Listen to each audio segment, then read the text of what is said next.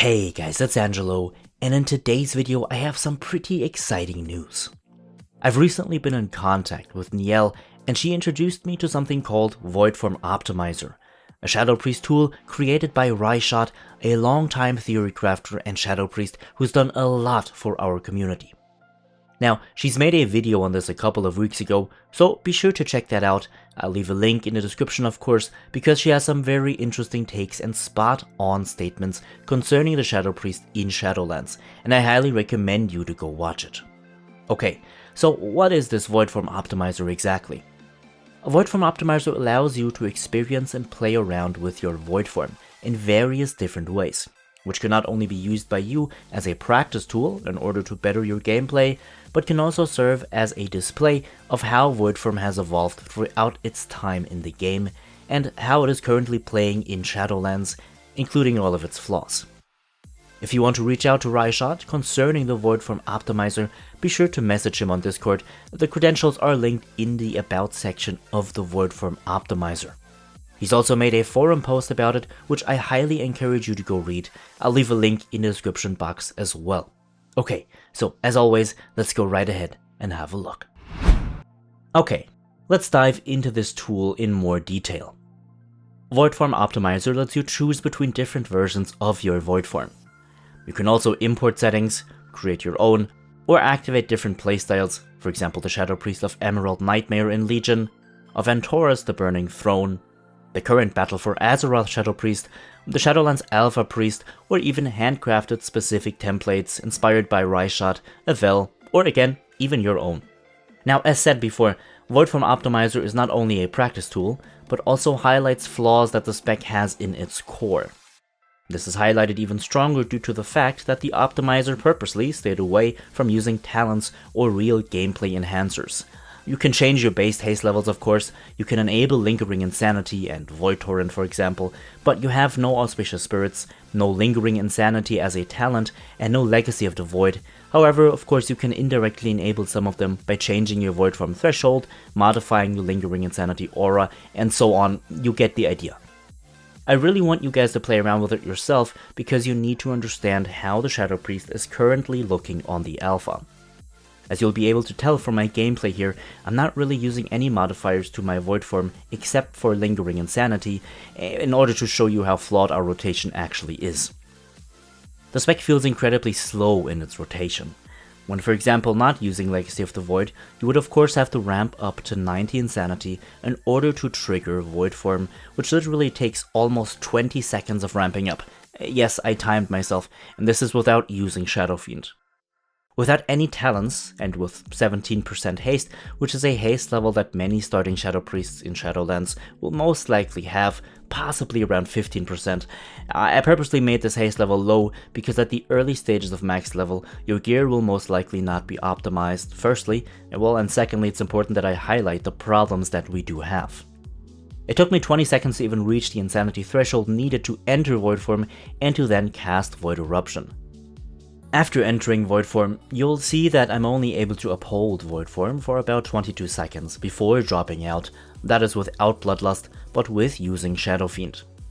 Even without Shadow Fiend I came to 21 stacks, and the Insanity drain on the Shadowlands Alpha in comparison to drain levels we had earlier in Legion are just too high in my opinion, but we've had that problem throughout all of Battle for Azeroth. This brings us to the next problem, and that is Devouring Plague. I'll be making a separate video on this in a couple of days, but the problem we have with Devouring Plague is that it doesn't fit our rotation.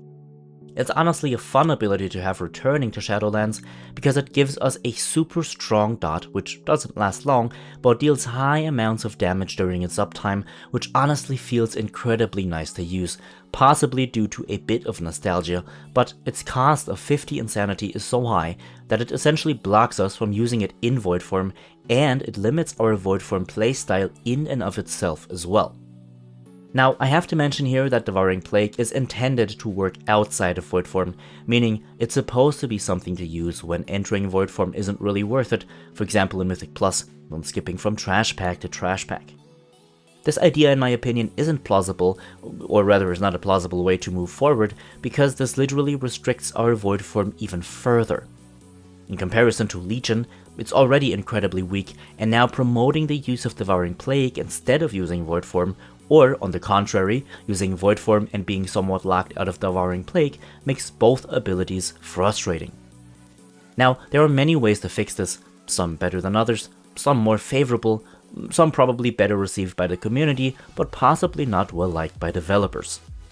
I'm not a fan of the idea of removing Voidform. Yes, Voidform in its current state limits our potential, and Voidform in its current state doesn't feel relevant at all. We're literally never able to reach high Voidform stacks, and the benefit we get from Voidform feels and plays very underwhelming. At the end of Battle for Azeroth, which we have Azerite traits, we have essences, and good gear, we're only able to reach around 60 stacks of Voidform, leaving the other 40 stacks out of the 100 achievable ones completely up in the air. This is very frustrating, especially for players who want to utilize and master their class to its full potential. Ever since Battle for Azeroth, it feels as if no matter how good you are at playing the Shadow Priest, the ability to play the class to what it could potentially do is nothing but a distant dream, far out of reach from the player, along with the 40 missing Voidform stacks. If you find those 40 stacks, please message me, as I've been looking for them since Antorus. One way to fix our issues would be to reduce the amount of insanity drain we have. This would also mean that the spec will have to be rebalanced accordingly, as we'll be able to get to higher stacks of Voidform, but it could also mean that a skilled Shadow Priest is able to weave Devouring Plague into Voidform and being able to uphold it for an extended period of time. Another possible solution would be to have Devouring Plague cost Shadow Orbs again, but I think that for developers this is not the right step to take. Even though we players probably wouldn't mind, it would only create problems in the future with having a third resource which is only used for one single spell. This would separate Devouring Plague from the core playstyle completely, almost as if it doesn't have to abide by the laws of Shadow Priest physics, so to speak. Ryshot posted some wonderful design possibilities in my opinion in his design philosophy, also found in the Voidform Optimizer, and I want to bring some of these points closer to you.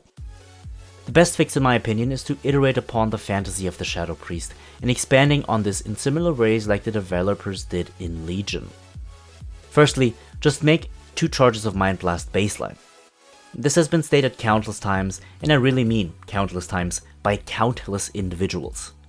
Restricting Mind Blast to only having 1 charge causes something that Ryshot calls an effect call clashing, or the simultaneous readiness of 2 spells which conflict in their use due to their importance to the rotation.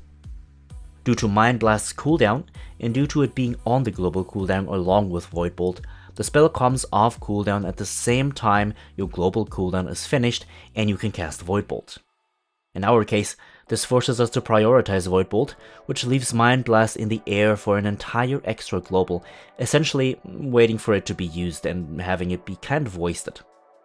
This somewhat halts our feeling of flow, because it essentially forces us to use Void Bolt while other abilities, which also enable upkeeping Void Form, are just sitting there waiting. Adding an extra charge of Mind Blast baseline fixes this, as Mind Blast and Void Bolt can never be ready at the same time, as Mind Blast will simply recharge during the global cooldown of us casting Void Bolt, making the rotation become more fluent. This is one of the main reasons why there is essentially no other option in our Shadow Word Void talent row, because Shadow Word Void is so essential to a fluent playstyle.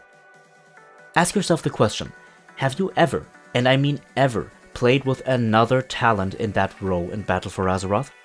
For most of you who only play PvE, the answer to that will most certainly be no. Making 2 charges baseline opens up an entire talent row for better options.